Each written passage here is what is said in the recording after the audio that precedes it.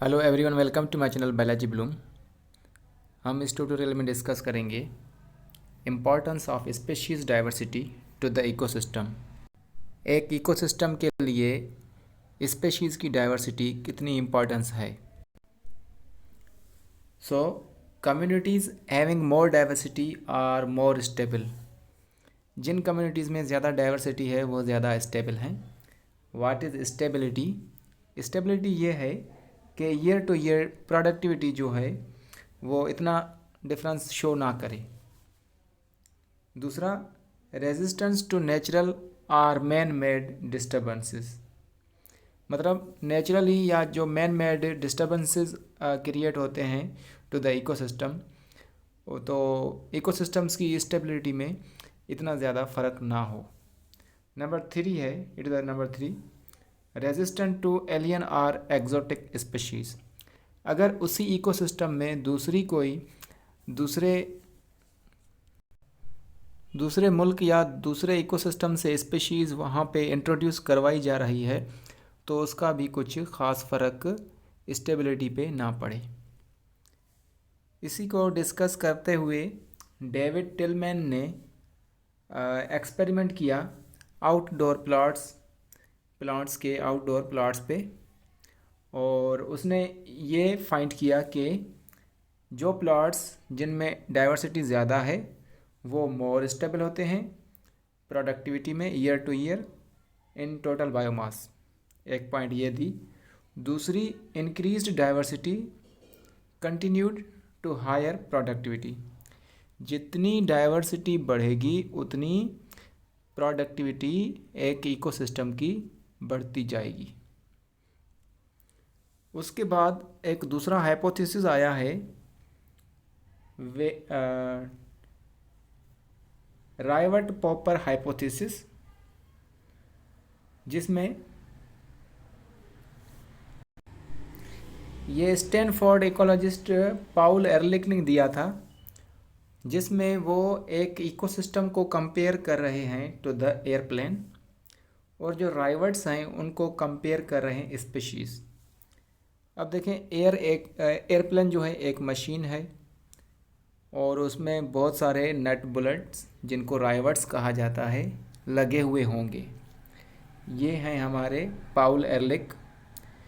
इन्होंने बताया कि इकोसिस्टम एक हवाई जहाज़ की तरह है जिसमें बहुत सारी स्पीशीज़ मौजूद होती हैं इकोसिस्टम में, सेम तरीके से जैसे जहाज़ में बहुत सारे नट बोल्ट लगे हुए होते हैं।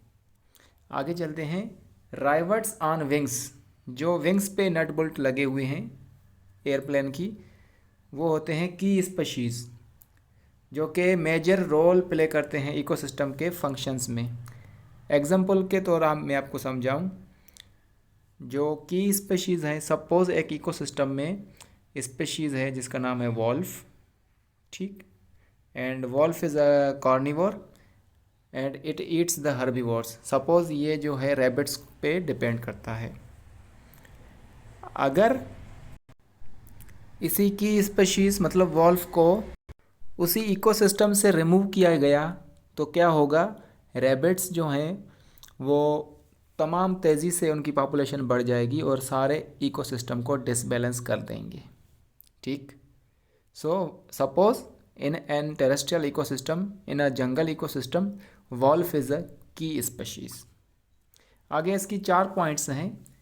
पॉइंट नंबर 1 बताती है, इफ़ ईच पैसेंजर, अगर एक पैसेंजर टेक्स होम अ राइवेट, हर एक पैसेंजर एक राइवेट नट बोल्ट अपने घर ले जाता है, मतलब सम स्पीशीज़ गेट एक्सटिंक्ट। उसी इकोसिस्टम से कुछ स्पीशीज़ जो हैं एक्सटिंक्ट हो रही हैं। ये बात करता है जो अंदर के नट बुलेट हैं। सपोज़ चेयर में नट बुलेट लगे हुए हैं, कुर्सी में, उसका अगर एक नट जो है 4 लगे हुए हैं सपोज़ उसके पाँव में, अगर एक एक निकाला जाए तो इतना फ़र्क नहीं पड़ेगा। इट में नॉट अफेक्ट फ़्लाइट सेफ्टी, ये फ़्लाइट की सेफ्टी पे असरअंदाज नहीं होगी। सपोज़ अब दोबारा एग्जांपल देते हैं कि सेम इकोसिस्टम है, उसमें बहुत सारे हर्बीवोर्स हैं, उनमें से किसी एक दो को निकाल दिया गया तो इतना असर नहीं पड़ेगा उसी इकोसिस्टम पर। Ecosystem still functions normally, ecosystem फिर भी नॉर्मली फंक्शन करेगा। मगर एज मोर राइवर्ट्स आर रिमूव्ड, जैसे जैसे वहाँ से ज़्यादा राइवर्ट्स रिमूव किए जाएंगे जहाज़ से, the plane becomes weak, plane weak होगा। सेम नमूने में इकोसिस्टम बिकम्स अनस्टेबल, जितनी जितनी स्पीशीज़ ज़्यादा एक्सटिंक्ट होगी उतना इकोसिस्टम वीक या अनस्टेबल होता जाएगा। पॉइंट नंबर 4 एंड लास्ट है, loss of important drivers pose more threat to flight safety.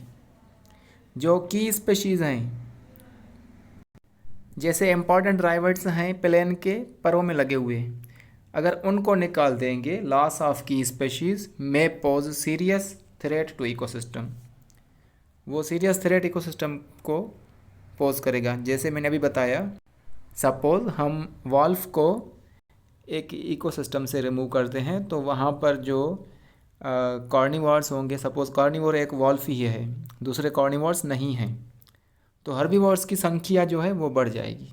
इसी तरह से जो इकोसिस्टम है वो सीरियस थ्रेट में आ जाएगा या अनस्टेबल हो जाएगा। उसके बाद इन राइवर्ट, ये इस तरह से सवाल आता है, इन राइवर्ट पॉपर हाइपोथेसिस जो पाउल एरलिख ने दिया, the rivets on the wings represent, rivets जो विंग्स में लगे हुए हैं, उनके परों में लगे हुए हैं, वो क्या रिप्रेजेंट करते हैं? दे रिप्रेजेंट की स्पीशीज़।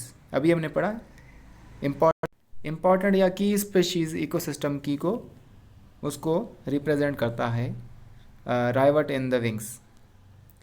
नेक्स्ट इसी तरह से भी सवाल आ चुका है कि कॉलम 1 को कॉलम 2 से मिलाएं। जो राइवर्ट्स हैं वो स्पीशीज़ को शो करते हैं, जो एयरप्लेन है वो इकोसिस्टम को शो करता है। पॉपिंग राइवर्ट मतलब राइवर्ट को फिक्स करना, proper functioning of ecosystem normally. Rivets on the wings जो हैं वो हैं की स्पीशीज़, और flight safety means species to become extinct, flight safety को ख़तरा होगा अगर राइवर्ट्स निकाले जाएंगे। इसी तरह से जैसे स्पीशीज़ जो हैं जैसे जैसे लॉस होंगी तो इकोसिस्टम जो है ख़तरे में पड़ सकता है। Thank you. नेक्स्ट हमारा टॉपिक होगा लॉस ऑफ बायोडाइवर्सिटी।